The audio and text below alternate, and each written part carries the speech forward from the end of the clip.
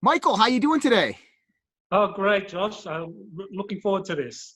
Awesome. I've been looking forward to this too since the last time we talked, and it's interesting because there's a lot of things happening in the world now. Everybody who's followed me knows that I've been talking about some type of UFO event that's going to happen, and the first person I thought about was Dr. Michael Salla. I'm like, I got to get this guy on here because he knows exactly what is supposed to happen, or at least in the sense of the theory. And there was an interesting thing that happened last week. Um, Eric Davis did a briefing to the Senate Intelligence Committee on UFOs, and this got leaked out to the New York Times, and then it was on Tucker Carlson, and everybody's been talking about how the U.S. government supposedly recovered an alien craft not of this planet. Can you talk a little bit about that? Sure. Yeah, that was a briefing. Actually, he gave multiple briefings. He gave a briefing to congressional staffers. That was back in 2019, and also to Pentagon officials. And he discussed the same thing, which was essentially his knowledge of a crashed extraterrestrial craft that was being studied in a classified facility, a corporate facility, but that they were unsuccessful in reverse engineering it. And he's putting out that information, and I think it's really important because it's getting national exposure. You know, anything that comes out through the New York Times, I mean, that is really the paper of record. That is what all professionals refer to in terms of, what is real, what isn't. If it gets published in the New York Times, then it's real. It's something worth taking seriously. So the fact that it was published by the New York Times means that it's setting the foundation for a new narrative. The new narrative where it's okay to talk about crashed extraterrestrial craft. It's okay to talk about these alien technologies or these anti-gravity flying saucer technologies that are being secretly studied, and efforts are being made to reverse engineer them. It's okay to talk about that. Now, in laying out that new narrative, it's also making it clear that they're not going to give a lot of answers to, well, were these technologies successfully reverse engineered? What extraterrestrial entities were involved, and what corporations are doing this. They're not going to give that kind of specific information. But I think laying the narrative for the public to start taking this stuff seriously, and then that sets the foundation for more things to happen down the track, which I'm sure we'll get to talk about. Yeah, it's also interesting because I believe it's Dr. Eric Davis. He works with Hal Puthoff at Earth Tech. Now, they're also a part of To the Stars Academy with Tom DeLonge. And now, for the longest time, I've always been skeptical of Tom DeLonge. I always looked at him as maybe an agent that they were utilizing anonymously, like he didn't know it, for disinformation, for putting false information, or even for just disclosure on that end to set up some type of blue beam type of event. I know Hale Puthoff, former involved in the CIA, mind control, MK Ultra, these types of things back in his day. What is Eric Davis's background? Do they actually have contracts where they worked on these potentially? Do we know anything about these people? Well, what we do know about Eric Davis is that he was, in 1996, he began to work with Bob Bigelow out in Utah at the Skinwalker Ranch, where he was studying the anomalous phenomena there. And so he did that for about 6 years, 7 years. And then sometime around 2003, 2004, he began to work with Earth Tech, with Hal Puthoff. And they were asked to put together a number of feasibility studies on these new energy technologies. And so that was done on behalf of the Defense Intelligence Agency. They requested a total of, I think it was 38, they're called Defense Intelligence Reference Documents. And they covered all sorts of things like traversable wormholes, Stargate travel, superluminal travel, all sorts of anomalous phenomena, and essentially laying out, are these feasible or not? So he did that, and somewhere along the track, he was consulted by a retired Navy Admiral, Thomas Wilson, who was the former head of the Defense Intelligence Agency. And he retired in kind of middle of 2002. And so they met in 2002. And Thomas Admiral Wilson tells Davis all about his failed efforts to find out about this corporate-controlled reverse engineering program that was trying to work out whether they could back-engineer a captured extraterrestrial craft. So he was telling Davis about it, and he was telling Davis how frustrated he was that he couldn't get access, that somehow this corporation had the power to be able to block him access. And even the Pentagon, the Special Access Program Oversight Committee, which is the committee in the Pentagon which has responsibility for all special access programs, you know, in terms of who gets access, who doesn't, you would think that they would side with this sitting Navy admiral who was working for the Defense Intelligence Agency and also vice director for the Joint Chiefs of Staff, and side with him and say, yeah, you got access to find out. But they said no, he didn't have access. So in 2002, after he retires, he sees Eric Davis and is basically complaining about him being denied access, and asked Davis, what do you know? Because he knew that Davis was in the loop, that Davis was working on these various feasibility studies as part of Earth Tech, and that previously had worked with the Bigelow Corporation. And so he knew that Davis was in the loop on a lot of weird stuff, but you know, Davis didn't really tell too much about that to Wilson. So now we fast track to 2019, and Davis is now showing up at Congress and telling members of Congress and Pentagon officials all about what he was told by Admiral Wilson and what else he knows. And we know that from interviews Davis has given. So what we know is that Davis is a key part of this new narrative that the deep state is about to roll out concerning extraterrestrial life, the reality of UFOs. And so Davis is in the thick of it. According to Davis, and this is based on I actually wrote an article, a couple of articles on my website, exopolitics.org. People can go there to find the articles about Eric Davis. In there, according to Davis's narrative, and this is the narrative he fed to Congress and to Pentagon officials, is that, we did capture the craft. They're being studied in these corporate facilities, but you know, the money wasn't there to do proper feasibility studies. These corporations, the projects were too compartmentalized, so scientists couldn't really come up with solutions, and the security was just overbearing and kind of stifled all innovation. So he basically said that in 1989 they stopped their reverse engineering studies, or they came to an end, and they haven't made any progress since 1989. Now that's interesting because it kind of corroborates Bob Lazar's story in the sense of the compartmentalization and how that really impeded on the progress. Because, you know, if you're working on the propulsion systems and you don't know anything about the navigational system to the computer systems, you know, all of them play a part within the overall system dynamic. So that's interesting that would come about. Now, you did mention that this is the deep state narrative, that Eric Davis potentially is working for the disclosure of the deep state narrative. Now, do you believe that there's two different narratives at play? There's a deep state narrative and then what we would consider the patriot narrative or the good people narrative?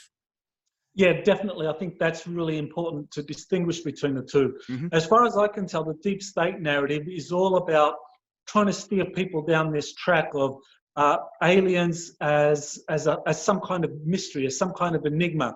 We don't know if they're going to basically threaten us or do something else. But basically, that's the deep state narrative, and it's all about extraterrestrials. It's all about ramping up people's uncertainty, confusion, and fear.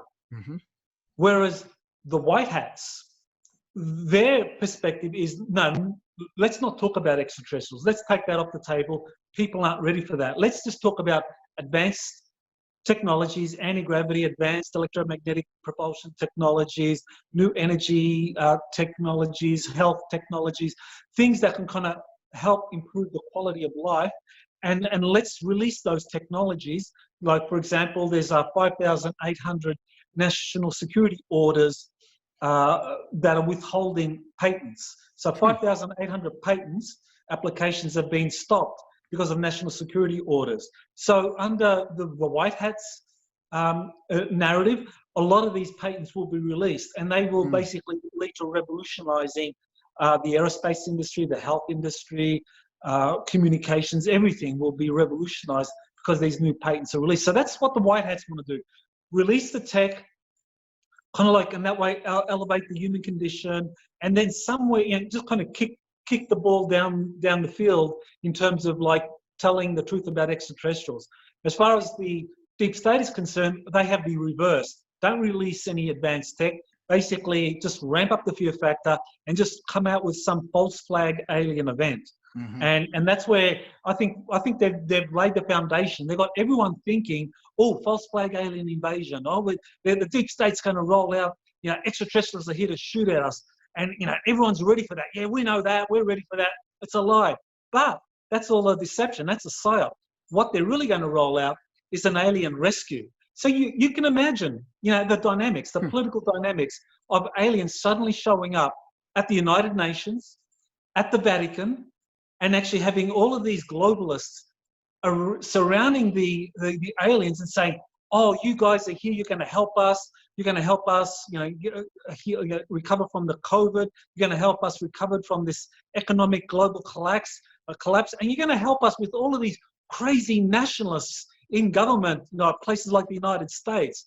And what you have is a perfect foundation for the deep state to elevate people's thoughts and ideas away from the kind of nationalist politics to global politics, because now you've got extraterrestrials speaking with the Pope, speaking with the United Nations Secretary General, speaking with the Director of the World Health Organization. So all of these globalists will use that to undermine people like Trump, Putin, any powerful nationalist politician, and say these guys are holding humanity's evolution back because they're petty nationalist extremists.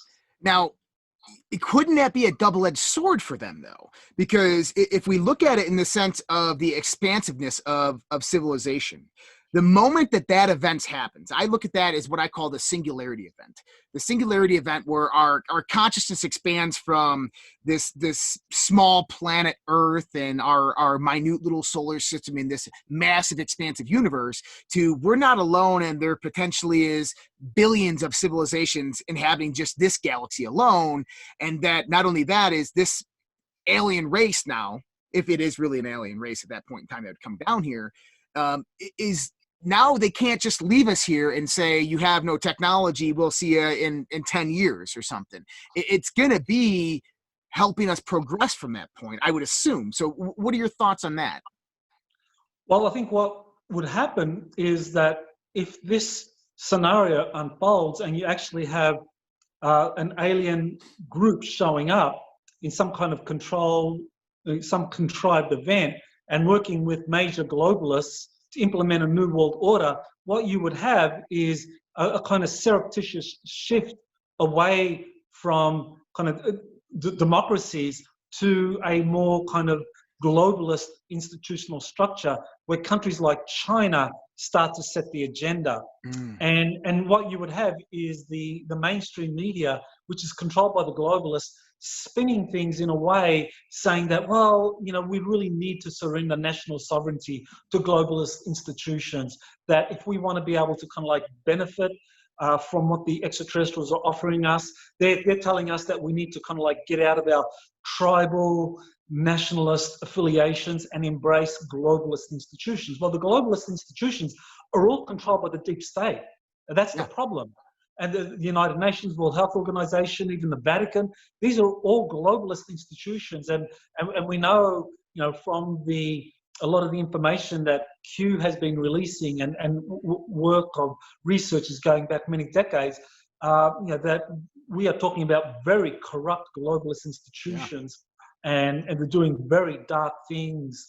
And so that's where power would shift, and the mainstream media is truly controlled by these globalist entries, by the banking cartels. And we can see that what's happening now in the United States in terms of the way in which anyone proposing kind of alternative narratives to what the mainstream media is putting out, they're being suppressed, they're being deplatformed, they're being demonetized, they're being removed from positions of influence. Well, that's just the beginning. You can imagine what would happen if aliens suddenly showed up, start working with the globalists, and all the national media around the world saying, oh, we need to start adopting a globalist mindset and this kind of petty nationalist mindset that people like Trump and Putin and others are proposing, that's kind of like holding us back. So we need to stop doing that.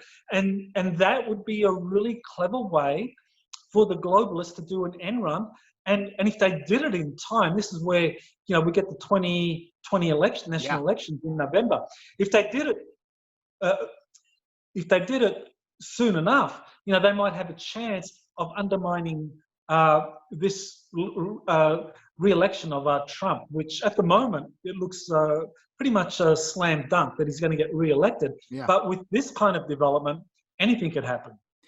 So this is pretty interesting because you mentioned QAnon, and my audience knows I've been following Q since 2017. I do a ton of decodes. I've went through every single Q post there ever has been. I got a pretty good narrative and understanding of them. Now, Q talks about this evil, an evil that is unimaginable. He's always hinted that whatever this is that controls these people, this deep state, it's something. I've always felt that it was something that was beyond humanity, that it was something in the sense of controlling humanity, either like Stargate SG-1 type. There's a parasite that goes in there and it suppresses the consciousness, it takes over, something interdimensional, which could possess a body and influence it in some way, or even alien that is just mimicking, kind of like the David Icke and the whole aliens and how they shapeshift and morph. There was a Charlie Sheen movie back in 1996 called The Arrival. That had a really good interpretation of that. Now, do you think that, and let's lay the scenario out, in the deep state's scenario, if these aliens came down, they're one and the same? Well, I think that's what we would see, that the aliens that show up under this false flag event, that this is part of a group that has been working with the deep state for decades. Yeah. There are different alien groups out there. Some working with the deep state, others are opposed to the deep state. Some look very human, some look like reptilian, look like greys, but the ones that would be rolled out for this false flag event would be human looking, and that would fool a lot of people. And they will kind of like, talk the talk, and they will basically be saying all the right things to kind of lull people into this acceptance that the globalists have the right answers for us and take us down this path.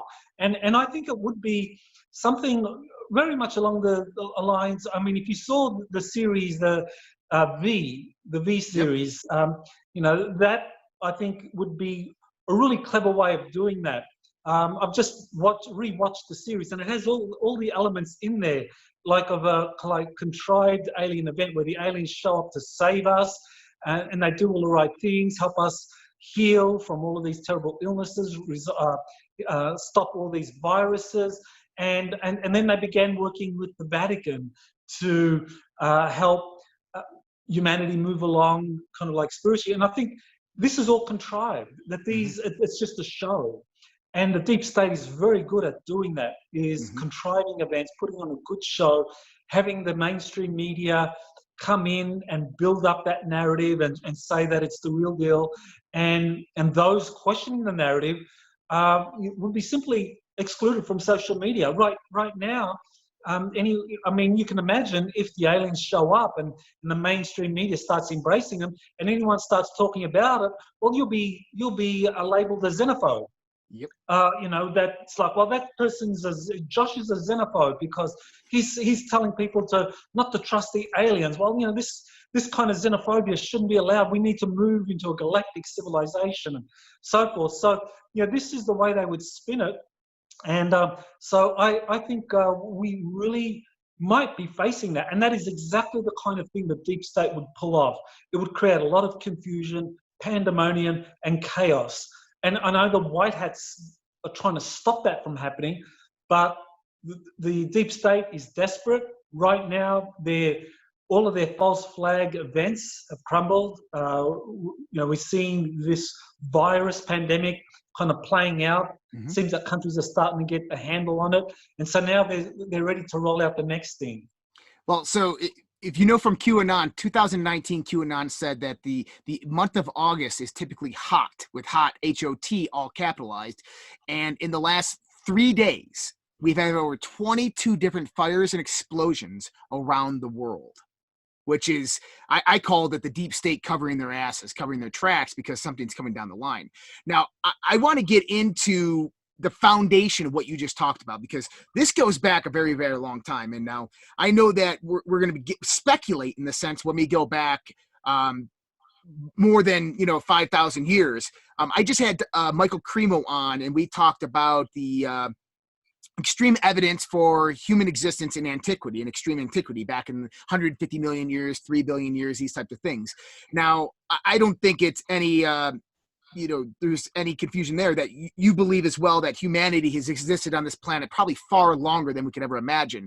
Now, I know that we have the work of Zecharia Sitchin, we have Eric von Däniken, all these things, the ancient alien theory of how humanity was genetically altered at one point in our evolution. Now, I know that then we also have the theories of Atlantean, Lemurian, these types of things. Is it okay to speculate, to say that one time we were a thriving race, highly spiritually and technologically evolved, and we got invaded? There was a war. We lost. They genetically changed us into a slave race. And something happened, and maybe a cataclysm or something, and everything's progressed up into this point where these are the same ones that are working with the deep state. This is the deep state's whole potential, is to get this whole race back under control, or to enslave us once again, or what would be the point? But I want to hear your thoughts on who we are. What is the foundation of humanity? Are we from this planet? Do you believe that we're from this planet? Do you believe we were once highly technologically advanced? What are your thoughts on that?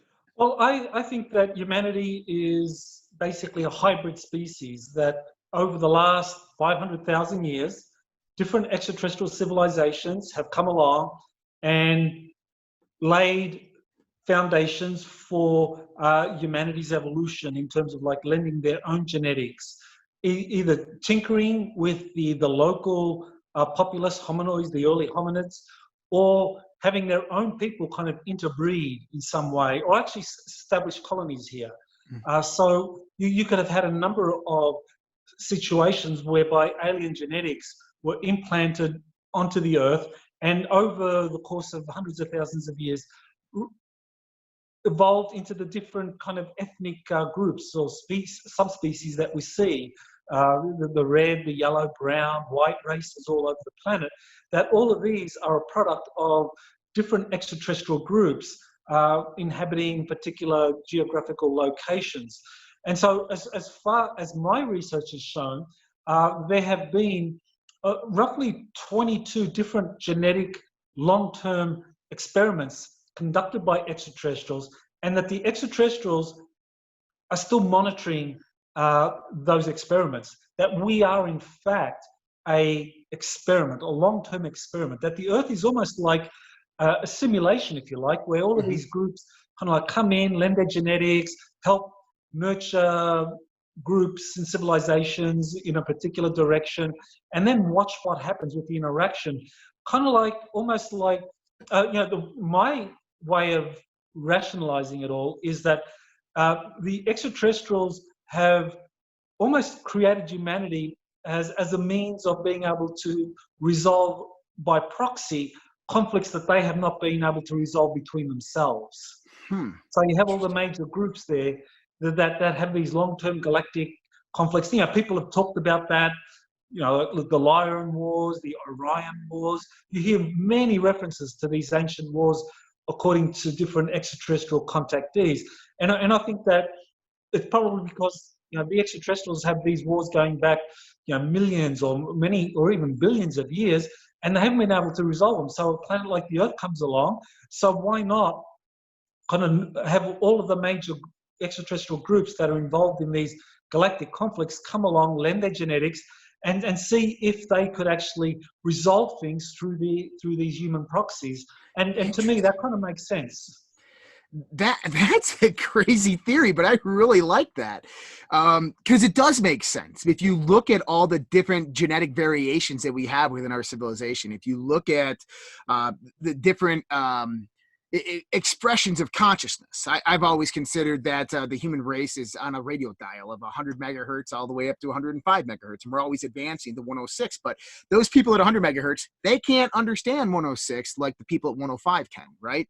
And we have this I call it the 3 evolutionary branches of humanity, and this has come about just through evolution, or if you want to call it the genetic aberrations, but that it just really does make sense that would be the tail. And so here's the key question then. If that would be the case, then who are the infiltrators? Who are the ones that are trying to get humanity under their control? And is that why they're trying to get humanity under control?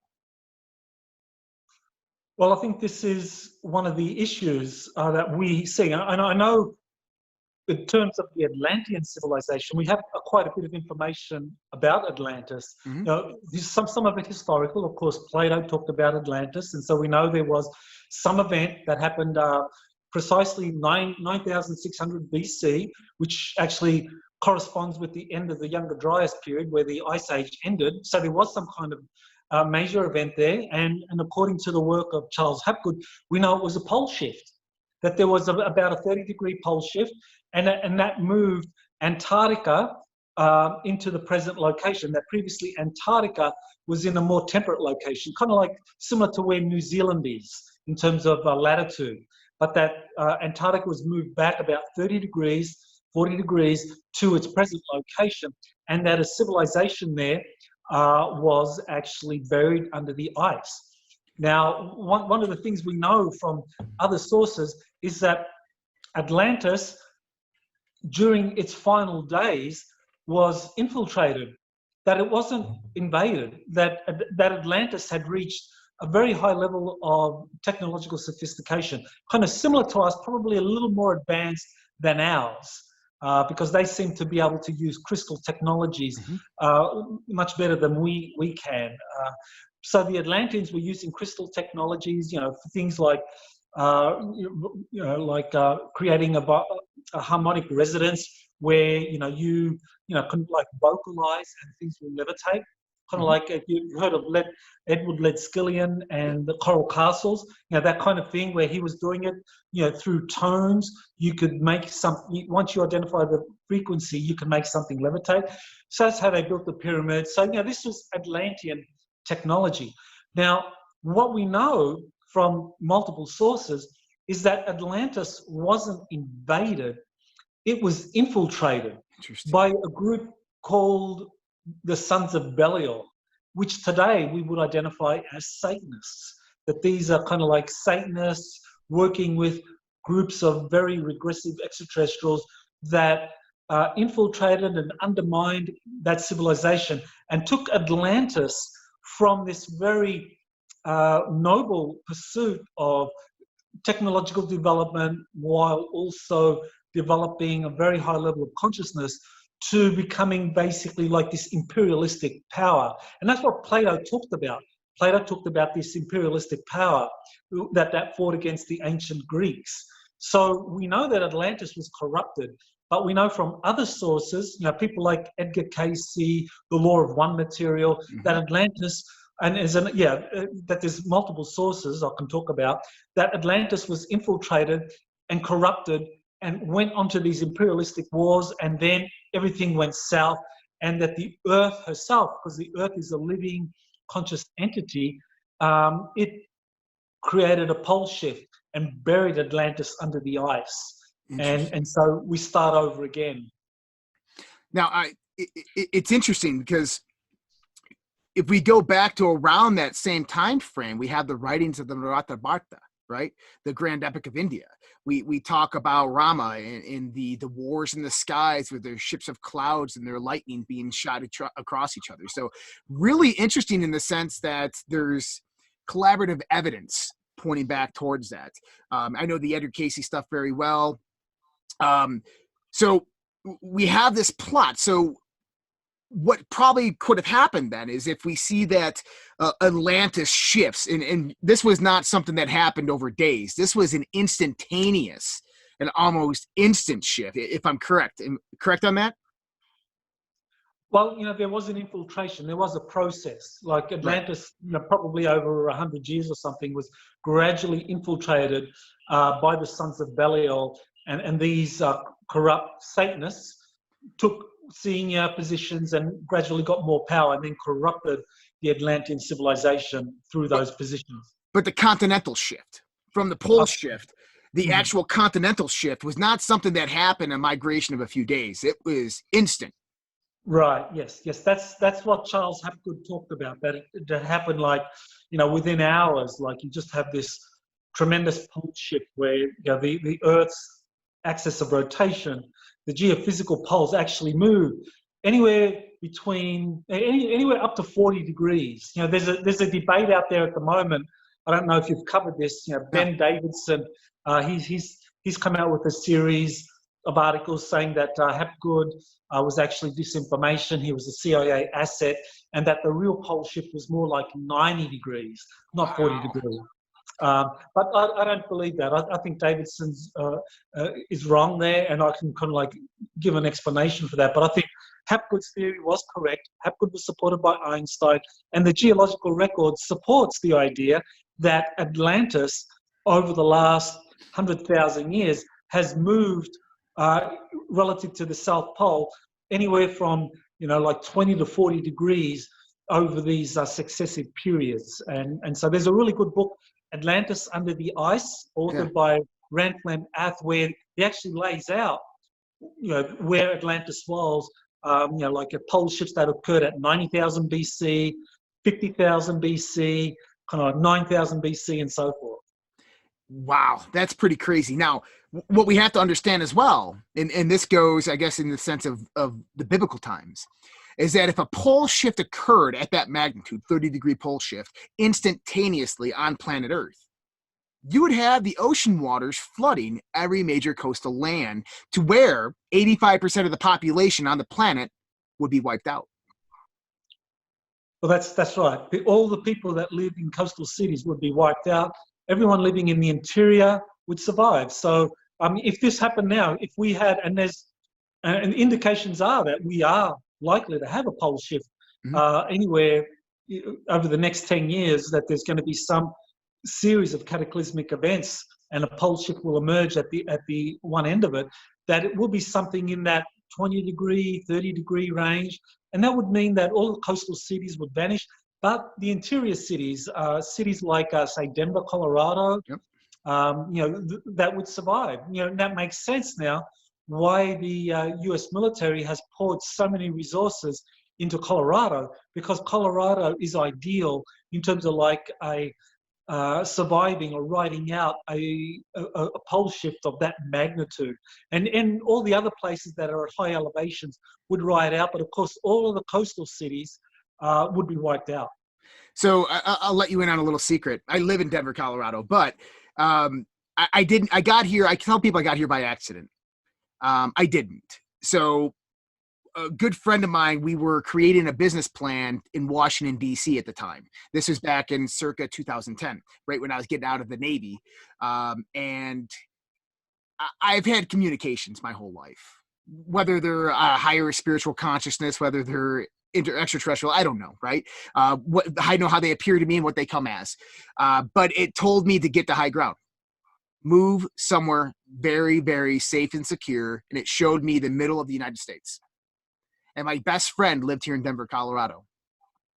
And so I was moving to California, moving back to San Diego, and I stopped here and we never left. I've been here for 11 years and I'll never leave. This place is it has a special vibration, a special frequency, a special resonance. It just screams safety. And so I've been on that same boat where I feel like there is something major that's going to happen in that light. I don't think that's going to happen anytime soon. I don't think it's going to be the next 5 years. I think it might be 10, 15 years down the road. We do know that the South Magnetic Pole, or North Pole, has been shifting, that it is now over, I believe, Greenland. And so we're going to get to that point of no return to when the magnetic shifting is actually going to have to it's going to take off kind of like a pendulum, and it's going to have to recounter itself and get back to that point to where you said exactly 85% of the population that exists on the coastal lands will disappear. And what's important to understand for the listeners out there is that if you had massive floods like that and a thriving civilization as advanced as ours, and you had 85% of the population wiped out almost overnight, in the next 200 years, this civilization would most likely be back to agricultural times. We'd be back to an agrarian race. We'd be living in the forest and coming out. Our way of life would completely change. We would not have nuclear power stations. We'd not be processing fuel and fossil fuels. We would not be driving cars after the first 100 years.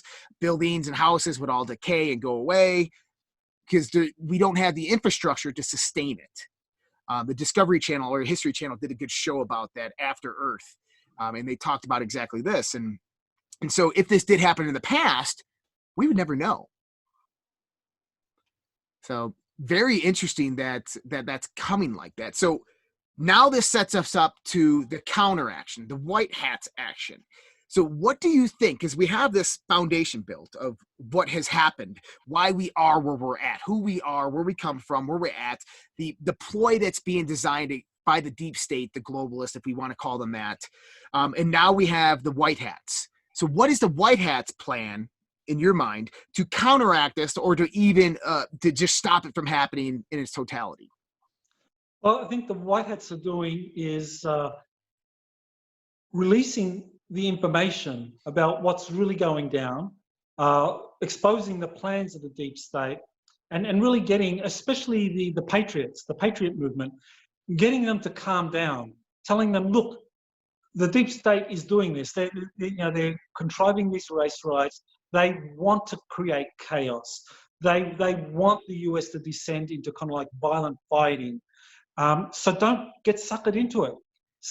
Hang back, relax. We'll let them. We're letting them hang themselves, giving them enough ropes that they can hang themselves.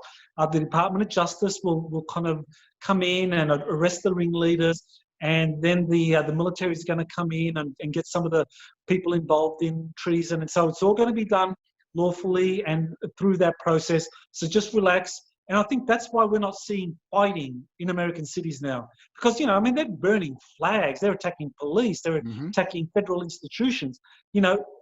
Really, what would, in normal times, you would imagine, because there's a lot of people, even in the major cities like Seattle and Portland, that are very strong patriots, that, very proud of being American and the flag, and they're outraged over this. And, they would get out there and they would oppose the Antifa. And when you look at Antifa, you look at them, a lot of them are just college students. These are kids. They don't know how to fight. They haven't served in the military. They're just kind of like being suckered into getting out there and getting aggressive because they're all frustrated from sitting at home because of the COVID restrictions and all of that. So the Antifa and the whole BLM thing, all that's being contrived to create chaos. But I think groups like Q are like calming everything down, saying, don't worry, don't get out there, don't fight. This is what the deep state wants. We'll let them hang themselves and we'll arrest the ringleaders. We'll take them to Guantanamo. We'll let the Department of Justice imprison them. And people are watching, and slowly you're seeing the wheels of justice turning very slowly. For anyone that's been following the QAnon movement, like you, I was involved from 2017. Very hopeful to begin with, but over 3 years now, I've become pretty jaded. I guess there's a lot of us that are pretty jaded, and it's like, yeah. And, so it's moving very, very slowly, but still we can see that, okay, it looks like it's something's happening. Now, whether they're going to ever go beyond kind of like the low-lying fruit of just these kind of like people like McCabe and Peter Strzok and Mm-hmm. Lisa Page, these kind of mid-level bureaucrats, and actually go for the upper, the upper echelons. We don't know. We hope, but at the moment it looks like they'll just kind of go for that. But nevertheless, I think Q has been very helpful in calming things down, letting people, exposing what the deep state's trying to do. And I think we are re-experiencing history, because I think something very similar probably had happened during Atlantean times. And during Atlantean times, someone like Hillary Clinton was elected, did get elected, Yeah. and that's what led to the collapse of Atlantis. But this time around, you have someone like Trump, who's opposed to the deep state, who's opposed to the globalists, and wants to take things down a very positive direction. Now, I'm not by any means a Republican. I've always voted and always leaned liberal my entire life. But I understand what Trump is doing is very positive for the country. That he is, by nature, a builder. His mindset is all about building big, glitzy things, preferably with his name on it. And, Mm-hmm. sure, that's egotistical, but still, when you look at it, that's much better than politicians like Hillary Clinton, who are all about, destruction. That, her big signature item was that somehow, she got Libya's Muammar Gaddafi deposed and that he was killed. And she kind of like signals that as one of her major accomplishments. Well, right away, you see the difference between the two. Well, and go to say that Gaddafi was about to switch the Libyan reserve currency from the dollar to gold back. And that was a ploy against the banks. And immediately, I think it was about 1 week after that is when he was murdered. So, yeah, good job, Hillary. So going into the Q thing. Now, we've touched the base on the aliens, the alien civilizations, alien infiltrators. So we can also put this out there, is that when we're talking extraterrestrial, are we just talking physical beings? Are we also talking higher etheric beings that exist beyond the physicality? Because I think there's various levels of influence that we have here on this planet. What are your thoughts on that? We have the full spectrum. We have extraterrestrials who use technology that are monitoring us, that are interacting with us. And then we have these higher dimensional beings that don't necessarily use technology, that they use consciousness. So people would refer to them as angels, ascended masters, whatever you want to do. And I think they're all watching, and they're all kind of like giving us enough space to see what direction we're going to take. Are we as a planet going to go through this process of like exposing the deep state, Satanists who have been manipulating us for countless centuries? Or are we going to succumb to their latest contrived plan and go down this path of destruction and self-implosion? And they're kind of watching us, and depending on which way we go, we're either going to implode and we're going to have to be rescued, really rescued, by extraterrestrials coming in, or we're going to essentially like graduate. Like, it's almost like surviving boot camp. Mm-hmm. It's like you have a really tough drill sergeant who you think is a monster, who kind of like does everything that you think is designed to humiliate you, but at the end of the day makes you a good soldier. Yeah. In a way, the deep state is like that. It's like, they are doing everything they can to kind of undermine us and manipulate us. But if we wake up and say no and like expose that and like take our own power back, then it's like we graduate into a galactic society, and then all of a sudden magically the extraterrestrials appear and say, hey, you passed. Now you can join us. You can be part of the kind of like, the Galactic Federation, if you like. Almost kind of in a sense as a nursery or even a rehabilitation. Because I know there's a few theories, at least back in the day when I was investigating it, that humanity was a spacefaring race. They were highly technologically advanced, and they screwed up. They started wars, and they were just a warfaring race, and they were confined to this planet to live out their days, and that this is kind of a rehabilitation to make sure that we don't repeat again the things that we did in the past. And I think that a lot of that came from the same story that you're talking about, the infiltration of Atlantis, these types of things. Who do you think, or what do you think QAnon is? I think QAnon is a group of military intelligence officials, kind of white hats, that is probably working with groups that have some kind of time travel technology or some kind of Project Looking Glass technology where they can see into the future, and whether they are extraterrestrials, higher dimensionals, or future humans, they could be all of those things. But I think you have a group that is a kind of combination of those things, and they basically arranged for Trump to run for president and to support him now so that they could kind of like help awaken humanity.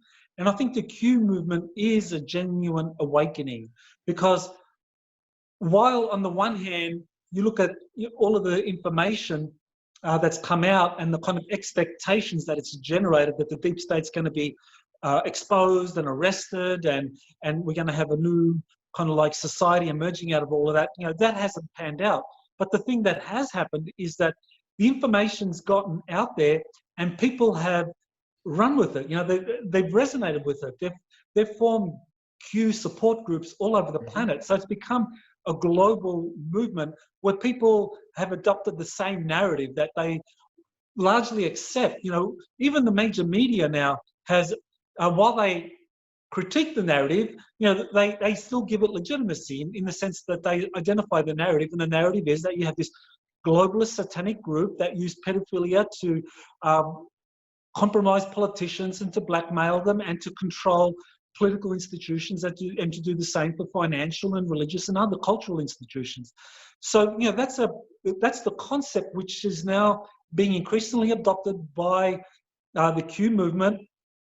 Many millions of people around the world, whether you believe it or whether you criticize it, you still understand that's the narrative, that's what a Q supporter thinks, and that you might not buy into it, but you find it interesting.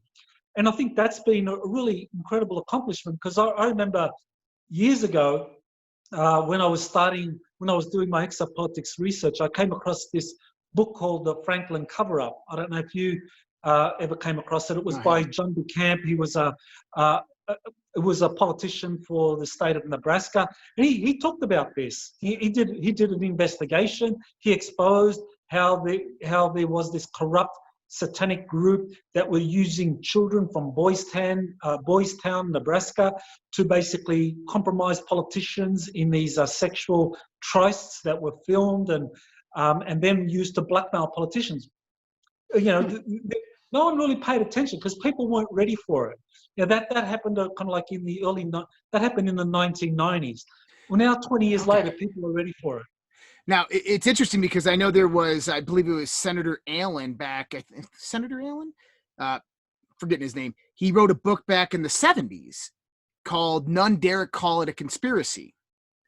And this was after the McCarthyan era, and this was about the infiltration of communism by the globalists, by the bankers into the United States, and what their plan was to do. And their plan was exactly what you're talking about, basically get absolute and complete power and control by any means necessary. Now, going back to what you were just talking about, I believe there's a CIA document, my listeners will know exactly what I'm talking about, that was released in the 90s that pertained to exactly what you're talking about, how the CIA was going about and actually kidnapping children in the 1980s. And this was released that they kidnapped hundreds of thousands of children around the United States. The majority of the missing exploiting children in the 1980s was actually done by the CIA for this exact program, the satanic, the child trafficking, sacrifice, this type of thing. It's absolutely sick and dementing when you start researching it. I mean, I tried to get into the research of it a few months ago, and it was just so heart-wrenching, and it was horrible. I mean, it's sick and demented and satanic and just disgusting, and it's hard to even comprehend that human beings could do this to people. But, looking at it, the whole Q movement, you're right. It's the Great Awakening. People are waking up all over the place. you've been out there doing it. I've been out there doing it. You know, I've kind of shed myself of political affiliation because I tend to say that, look, one thing that we have to see in the Great Awakening as supporters of this movement of truth, of freedom, of mental freedom, is that when we're stuck in the sense of an ideology, that ideology can be utilized to manipulate and to control us. And we need to be careful anytime that we get stuck in that box. I call it a box of belief. In that, you know, for instance, we have this is just goes out to say to a lot of people is I know many people who proclaim that the aliens are Satan's army, that they're demons. That might be true of a few of them, but it doesn't necessarily mean all of them. And here's the thing is there's no evidence to support that. That's a belief that has been implemented through our environment, through conditioning, through authority, through these types of things. And this is ideological in that sense when we start thinking this. And the same thing goes to political ideology, is that we should never limit ourselves in the sense of political ideology. And so for me, I say that conservatives who, you know, are very, very narrow thinkers, who think in a very, very thin box of conservatism or liberalism, it's no different than the liberals out there. It's no different than those kids out there right now rioting when we say that we want to rise up and we want to revolt against our government. Is that we have to come up with new solutions that are collaborative, solutions that bring about the consensus, the things that look at new ideas, new solutions to do things, instead of going back to this whole, you know, hit it in the head with a hammer until it fits.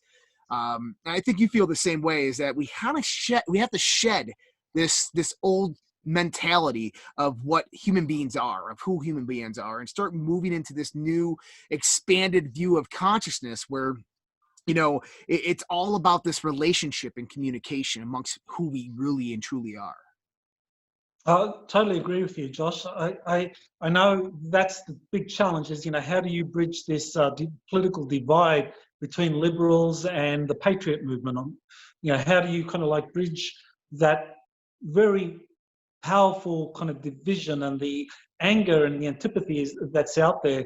You know, one of the things is that I find very gratifying about doing this research on extraterrestrial life is that, you know, you can be a liberal, you can be conservative, but, you know, immediately it gets people's attention. In that if you can present the issues, articulate them well enough, then you're going to get people from both sides paying attention. And one of the things that, you know, everyone's going to agree with is that, wow, this thing has been covered up since, at least we know since the 40s, that there's a lot of documents and witness testimony that supports this idea that this has been covered up since the 40s, and that there's been a massive CIA budget that's been developed to fund all of this off the books, and that the CIA has done all of these kind of like illicit activities, you know, the drug trade, using military facilities to run drugs from all over the world through the United States, through military facilities, and then pump them out so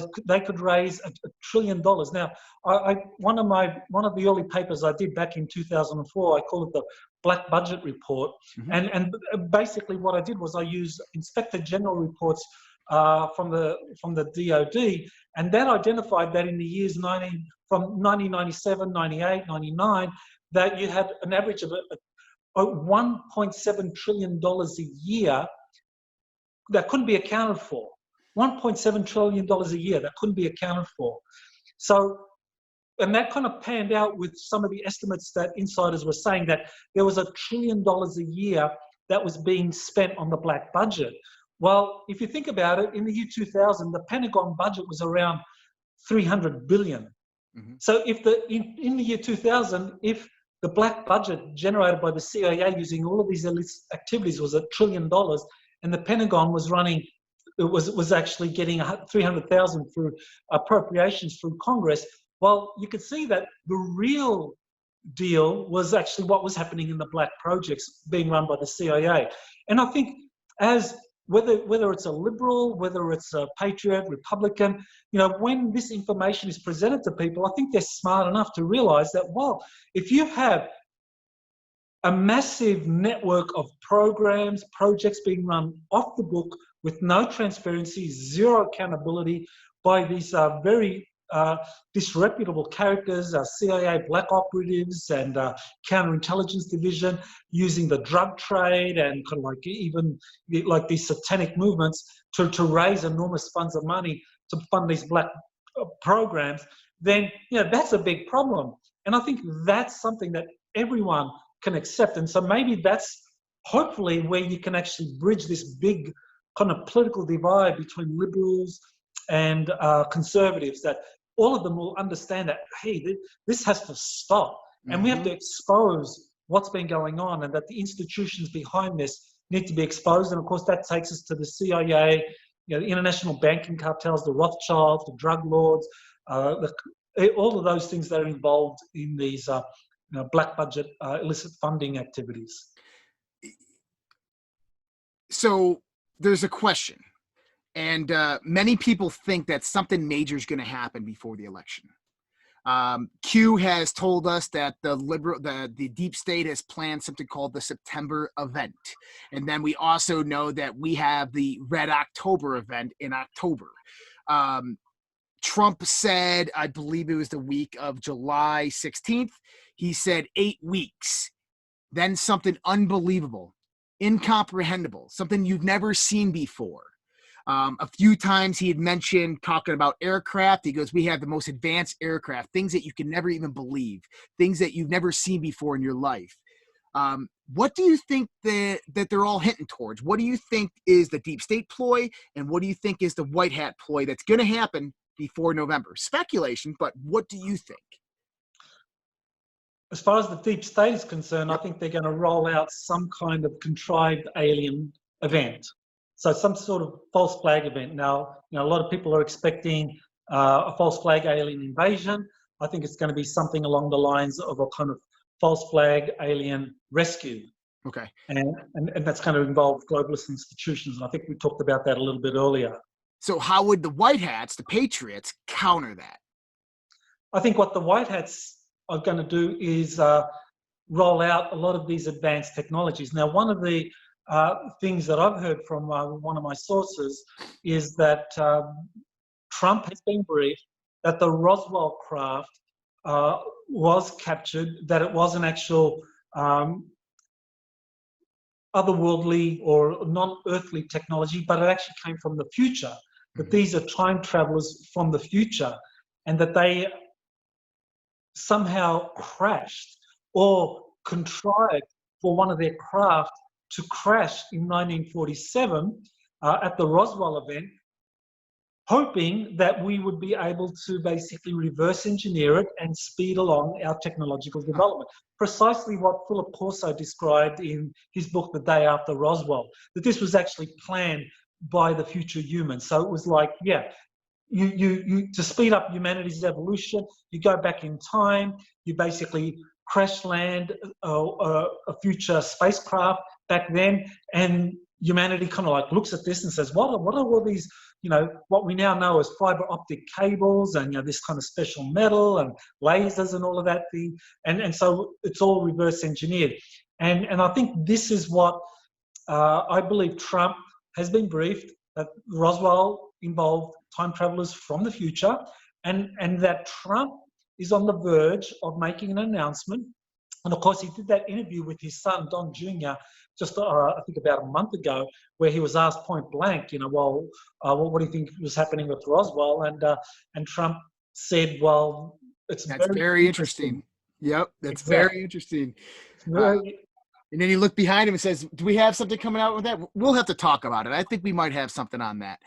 And so I feel you on that. And so it's interesting because I think we're coming from two different paths of research here, and they're converging. That everything that I've been seeing, everything that I've been hearing from my sources and that I've been putting together in the sense of research is saying exactly the same thing that you're saying. And we talked about it a little bit earlier, is that you can feel it. It's something about the human being, is that it's as if we feel, every human being who has this anticipation, and we can all feel it within our communal, right? And it's just, we all know it's coming. We can all feel it coming. Many of us been waiting for this for a long time, very, very long time. Maybe it's just something that's genetically like a genetic time imprint, that it's just meant to, something's meant to happen genetically during this time, that it's meant to open up. I don't know. But we've all felt it coming. It's going to happen. Now, what do you think happens after? Because that's the real question, right? I have no doubt that November 3rd, Trump's going to win re-election. The White Hat's going to be in control. Obviously, the deep state is going to put their last actions on November 4th. They're going to try something somehow. But what is the future for humanity? How do you see humanity progressing from this point with everything that we said could happen? Right. I think the deep state is going to pull out its final playing cards, play them, but the Patriot movement, Trump has been very, very good in being able to respond to that. And I think Trump is going to win re-election. And I think on the other side of the election, whatever chaos emerges in the aftermath of the electoral counting and delays and whatever happens, that at the other side of that, what's going to happen, and we know this for a fact, is that that the Senate Intelligence Committee has required the intelligence community, the Director of National Intelligence, to put together a comprehensive report on the UFO phenomenon. So 180 days after the Intelligence Appropriations Act is passed by both houses of Congress and signed into law, you're going to have a report delivered to Congress by the Director of National Intelligence, Ratcliffe. And that's going to spell out what the intelligence community knows about the UAP phenomenon. And that's going to lay out the foundation for a lot of stuff coming out. And I think a lot of technology is going to be released.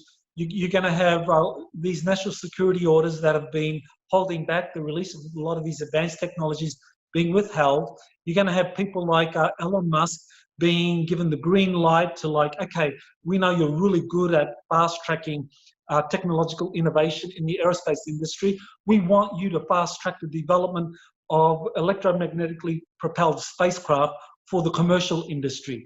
We know you did it for the commercial car industry with the electric car. We want you to do the same to replace rocket-propelled spacecraft with electromagnetically propelled spacecraft. And Tesla's been really good. Elon Musk has been really good at doing that. So we're going to have that.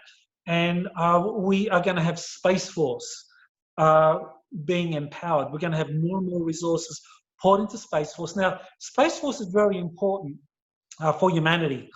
Because what distinguishes Space Force from the Air Force secret space program that preceded it is that the Air Force secret space program, it was a covert program. It was funded through the deep state, controlled by the CIA. It operated in an ad hoc, opaque, non-transparent manner with zero accountability, and it always lacked any kind of legal standing within the US political system, because Congress never voted on the creation of an Air Force secret space program. But with Space Force, everything has been voted on. Space Force is lawful, it's well disciplined, it's accountable, it's transparent, and Space Force is going to get out there and basically bring everything under control and make sure everything is done in a way which is in conformity with military justice, the US Code of Military Justice. And that's a good thing, because I think that, I think really, we are in a very analogous period to the 19th century, when you had the Royal Navy. Britain abolished slavery, and the Royal Navy shifted overnight from aiding and abetting the transport and the selling of slaves from Africa into the New World, to all of a sudden setting up a squadron called the West Africa Squadron, intercepting slave ships, destroying slave ports, and arresting slavers. I think we're going to have the same thing. It's going to be, this time, done through Space Force. Space Force is going to go out there and start detaining, arresting, and destroying the facilities of those rogue forces that are operating in space that are conducting illicit trade of humans forcibly abducted off planet and taken into this galactic slave trade, or used as forced labor on Mars or other kind of like secret space colonies. So this is something that I think Space Force is going to do. And eventually, I think Space Force, after it incorporates the Navy, because the Navy has its own secret space program, which at the moment is separate to Space Force. Eventually, they're going to amalgamate, and you're going to have something very much along the lines of Starfleet, which really was a US Navy-inspired soft disclosure. Yeah. Well, it's interesting you said that it's a U.S. Navy soft disclosure, because the television show, did you remember the sci-fi television show Stargate? Stargate SG-1, Stargate Atlantis. The movie came out before that, Kurt Russell, right? I think Tim Robbins. And the movie portrayed the Goa'uld, the aliens, as these gray aliens. The TV show came out and portrayed them as these serpents, as these reptilian serpents that went in through your eye or through your mouth and would suppress the consciousness. Now, what many people didn't know is the creation of that show was under the consultation of the U.S. Air Force. And the U.S. Air Force actually had a lot to do with changing that narrative from the gray aliens to the snakes. And so it's really interesting that you talk about the soft disclosure, because I believe that that show is one of those soft disclosures as well.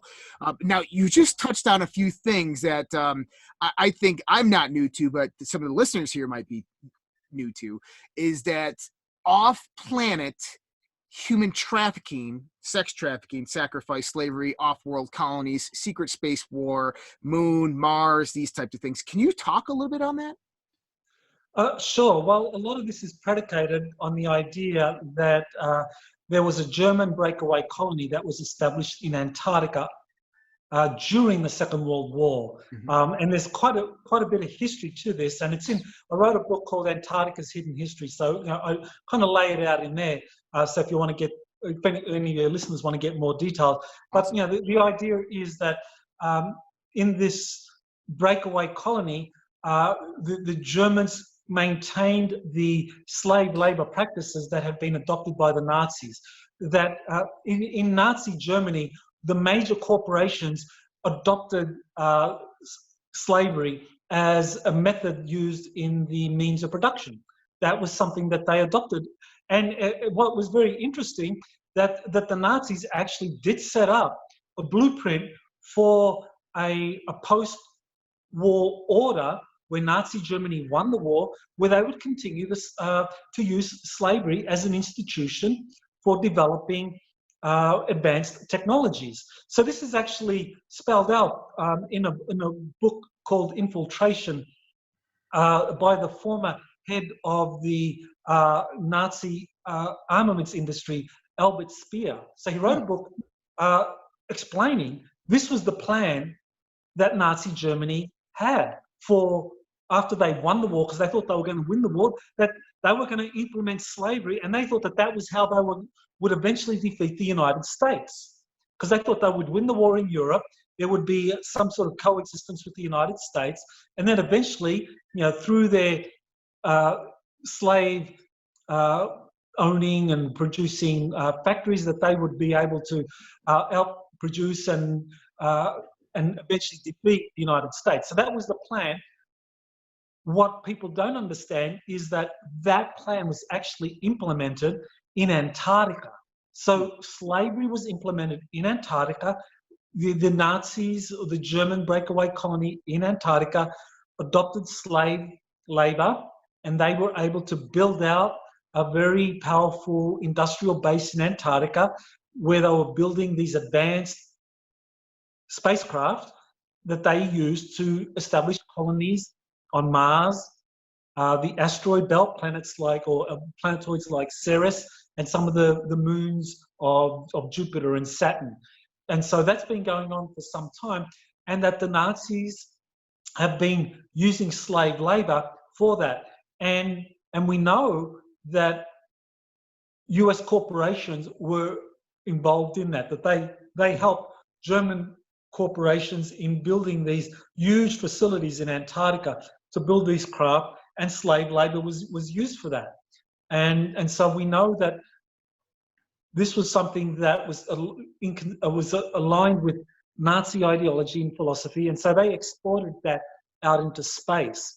And because the United States was infiltrated by the Fourth Reich, and by that we're talking about Project Paperclip scientists who were brought in to really kind of like oversee and to manage the development of the US space industry and the aerospace technologies that were under development. They were put there presumably to help, but really they kind of like slowed it all down, tried to sabotage it where they could. That they were working with this kind of slave labor based society that the Germans had established in outer space. So right now in outer space, wherever you have these German colonies that can be traced back to Antarctica, that have the aid of the deep state, the military industrial complex, you see slave labor being used. Interesting. And so question there is if they have that level of advancement, why aren't they cloning the labor as per just taking it? Is it just because of necessity? It's so much easier to just come down here, grab some stock, trade some gold for it, go up, take them up there? Or is there some reason why they utilize that methodology in the sense of harvesting Earth as per cloning their labor? Yeah, there's a simple answer, and that is that clones aren't creative. Clones lack that kind of spark of life, whether you call it the soul, that kind of spiritual identity. Because when you clone someone, and you have multiple clones, that kind of soul essence, maybe a portion of it gets handed down to the clone. But if the original person lives, the clone is going to be kind of like a kind of shadow of that original, especially as far as the soul essence is concerned. So, and as far as I know, when people are cloned, the clone only retains a fraction of the soul essence. So, that's okay if you just want a soldier. If you want a soldier that's going to go out there and kill and maim or be doing whatever you instruct, maybe you don't need a kind of independent creative being out there. But the Germans understood that in order to kind of like utilize slave labor, you wanted your laborers to be creative, to be original, that it's not just kind of manual workers. They wanted to like abduct like engineers and scientists and geneticists and so forth and get them to work for them as slave labor. But still, you wanted these people that you were abducting or working for you to have that kind of human creative essence. So that's where a clone wouldn't do. You needed to abduct people because, with their high tech, they didn't need kind of like manual laborers so much. But what they needed were skilled engineers, skilled geneticists, biologists, people who could come up with innovative solutions to whatever problem. But they would nevertheless be slave labor, because they would be kind of like induced through kind of false promises or forcibly abducted and taken to these kind of off-planet facilities to work as slave laborers for life. So that's why a clone would not be a substitute for a human with the full embodiment of the soul essence, who could be creative, original, and come up with innovative solutions.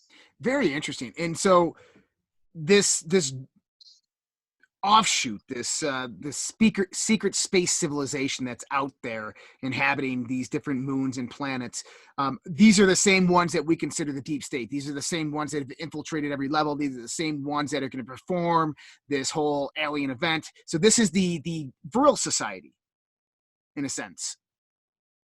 Yes, what we're talking about is a kind of German nationalist group that was very much into the occult. We're talking about the Real Society, the Thule Society. I mean, people that really believed in this idea of developing a Superman, someone who, through elevation of consciousness, would be able to use these advanced technologies.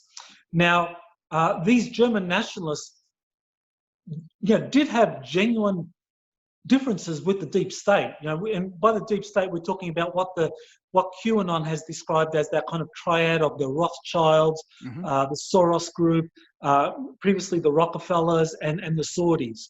This was the deep state. And of course, during the Second World War, they were opposed to Nazi Germany, and Nazi Germany lost. But the German nationalists knew that Hitler was just a puppet. So that's why they relocated to Antarctica and extracted resources from the Nazi state. So there was an uneasy alliance. And after the end of the Second World War, the deep state and the German nationalists in Antarctica came to an understanding. They reached an understanding.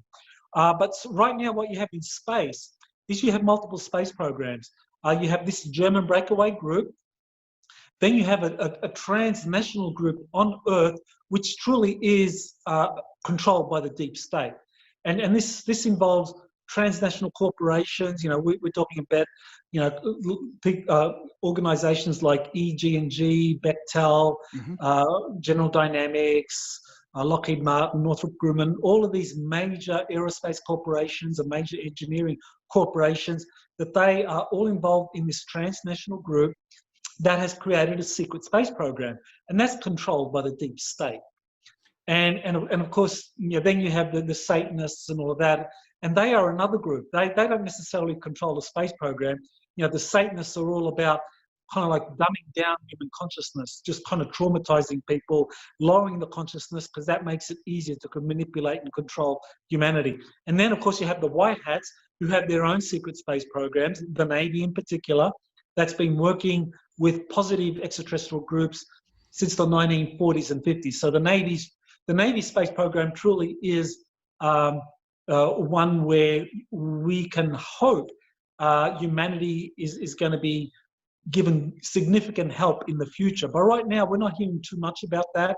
What we're hearing a lot of is the Air Force, because that's how it's beginning, because people can understand that while the Air Force controls satellites, controls Earth orbit and space stations and so forth. So, this is how it's going to begin. Space Force is being set up under the Department of the Air Force, but already the foundations are being set for the transfer of Space Force from being under the control of the Department of the Air Force to it eventually being under the control of a new department called the Department of Space Force. And that new department will be one where the Navy comes in, and then the Navy will take a leadership role, because the Navy has been working with positive extraterrestrial groups now for decades. I mean, some of the information I have is quite incredible, but the Navy built kilometre-long space battle groups in the 1980s, and that were deployed in the 80s, and that were operating in deep space and even in interstellar regions. And that the Navy had 8 of these space battle groups built, kind of like a modern aircraft carrier battle group with support ships and so forth, destroyers and cruisers. But you had the same thing in space, all secretly built by the Navy out of Utah, out of the near the Wasatch Mountains, out of these huge underground facilities. And that's how they initially deployed these huge space carriers. And then now the Navy has been working with positive extraterrestrial groups to build the replacement of these space carrier battle groups that were built in the 80s. And these new battle groups are going to come online, according to the information I got in the 2030s. So sometime in the 2030s, you're going to have new groups of Navy space battle groups that have been built off planet. They weren't built in Utah in underground facilities. They were built off planet alongside positive extraterrestrial groups. So this is truly going to be when humanity shifts to this kind of like whole Starfleet scenario, because Star Trek, Gene Roddenberry, that was soft disclosure. The Navy was laying the foundations for a future where Starfleet would be presented and rolled out. And I think I think what we have now with Space Force is the nucleus of what will eventually become this kind of like Navy-dominated star fleet. That's awesome. It makes me smile because that is right on spot with everything that I've been talking about. And for me, it comes through just levels of communication that I've had. Now, we know that we have the multiple events that are going to happen prior to the election, something that's going to trigger this level of disclosure. We have the report that comes out 180 days after the end of the fiscal year. And then we're going to have do you think this is going to be a slow trickle to the Department of the Space Force? Or do you think this is going to be within the next 4 years, by the end of Trump's second term, that all this is going to be implemented? It's going to be common knowledge, and that we're going to be face to face with these good extraterrestrials in a sense. What do you think? Well, I think what the White Hats want to do is roll out the technology first, because I think they understand that if you first roll out the technology, human society is going to evolve. People are going to start thinking and behaving very, very differently. And that's going to be very conducive to eventually opening up to extraterrestrial civilizations in a way which is not going to be too disruptive, where we can be easily manipulated by extraterrestrial politics. Because if you do it too soon, if you like open it up, like the deep state wants to do, just kind of create this chaos and just open it up and like, oh, here we have some extraterrestrials and they're here to help us, and they're working with the United Nations Secretary General and the Vatican and the World Health Organization Director General and so forth, and they're telling us this and this and this. What you have is all of a sudden extraterrestrials kind of like interfering in human politics, and that's going to create chaos. And so I think this is why the White Hats want to kind of do it in this kind of slow, gradual rollout. First, have the technology revealed, and then somewhere down the track, you start to disclose extraterrestrials. But doing it this way, like Trump saying that, well, the Roswell craft actually involved future humans, and they're here and they're trying to see this technology in our past to help us evolve from where we are into what they become. So that's kind of something that's not going to be too disruptive. And importantly, it's not going to interfere with national and global politics at this time, because as soon as you introduce the extraterrestrial element, as soon as you say there are extraterrestrials out there, you are opening up the possibility for global politics being massively disrupted by the influence of extraterrestrials. And if you're not careful, you can have some really kind of like manipulative extraterrestrial groups coming in, pretending to be helpful and wanting to kind of like help us along dealing with our problems, but in fact undermining us. You also have the potential of, if you give that level of disclosure without the correct potential to defend yourself, then you create a level of fear on the planet. I mean, imagine being everybody who transitions from being, wonder if anything's out there, to, oh yeah, there's millions of races out there. Well, shit, they could come in and attack us at any point in time. We're defenseless. We're sitting ducks, and that sparks massive chaos as well in that geopolitical environment. You mentioned some good ETs that have been working with the White Hats, with the Navy. Now, do you see them coming into the picture in the next 5 to 10 years? Well, they have been here for a long time. I mean, they have infiltrated human society and have been helping scientists, engineers, top-level decision makers kind of like make the right choices to help us get out of really dangerous situations. For example, the Cuban Missile Crisis in October 1962. That was something that was contrived by the deep state to lead to a third world war. But these positive extraterrestrial groups kind of like intervene and help Kennedy and Khrushchev kind of like navigate their way out of that very dangerous situation. So that's how they operate. They operate behind the scenes because they understand if they reveal themselves, we still have this kind of like, this God complex, if you like, that a lot of humans will give away their sovereignty to people or groups that they identify as more evolved or cleverer or more intelligent. And so the really benevolent extraterrestrials will not reveal themselves. And that's an important principle to keep in mind, that the ones that reveal themselves first, you need to be very suspicious, because, why are they revealing themselves? Because they know that at this point in our history, humanity is very susceptible to this kind of God complex where we will worship beings from the stars as our saviors. They know that because that's been genetically imprinted into us. So that's why we need to be very careful with any extraterrestrials that are paraded out, especially by globalists. But the groups working behind the scenes, they are the ones that are helping us. They are the ones that have been working with the Navy, been working with the White Hats, and are now working much more with the US Air Force in rolling out Space Force. And so I think that their plan is to kind of like nurture this process, have Space Force rolled out, make Space Force something that the American public starts to believe is an institution that can protect us from threats. So right now, Space Force is still in this kind of nascent phase. It's just beginning.